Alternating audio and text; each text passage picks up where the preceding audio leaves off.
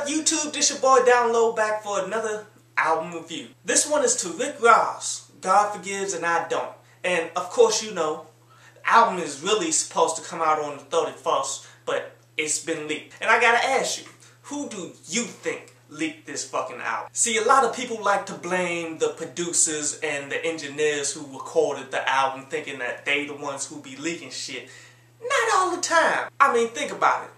It got leaked on the 25th, which is about 6 days from when it was supposed to drop. Who got their hands on it to leak at this time? The distributors, because you got to have the album at least a week ahead of time in order to ship it out nationwide for sale. With these guys, shit just disappears sometimes and just winds up on the fucking internet. And also, do not count out record labels from leaking their own shit. Many people don't understand, why would a record label leak their own material? They've been doing it since they've been in existence. The reason why? Simple.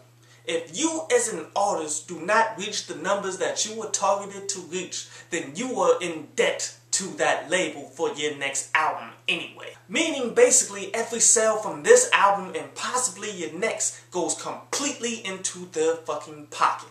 Anyway, this album actually pretty damn good. You know, I'm not a huge supporter of Rick Ross, but one thing he does know is good fucking music. Off this album, I like that Ashamed, that Maybach Music 4, that Amsterdam, that Hold Me Back, 10 Jesus Pieces, Rich Forever, bunch of really good songs up on it. Now what I will say is, he's continuing the same formula that he's done for like the last couple albums and shit. Basically making half of it like that old school sample sound that's been recreated with good musicians. And the other half being like the music that got popular within the radio and shit, like strip club songs and Lex Luger sounding tracks. And typically I hate it when people use like the same formula over and over instead of continually adapting and getting better with it. But in this case, it kind of worked out. When the album finally does drop, I may just go out there and buy it because it's pretty solid. But anyway, on to today's article.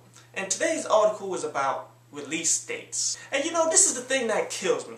A lot of people put in a whole lot of work on the mixtape, but then when it comes to releasing it, they just throw it out there without thinking about it. And this is a huge fucking mistake. Whenever you invest any huge amount of time to do anything, you want to thoroughly put that shit out there. You have to think about what day you are going to drop it, because there's a lot of days that are fucking traps. Any holiday, like New Year's Eve, New Year's, Halloween, Christmas, Thanksgiving, avoid these days. And then any day that has some kind of significance, like 420, Friday the 13th, 1/11/11, 12/12/12, shortly to be 1/13/13. Do not drop on these days because everyone else is dropping on these days. See, people want to make a drop date actually mean something when it means nothing. All it is the right date for you to drop your shit to get the maximum out of it.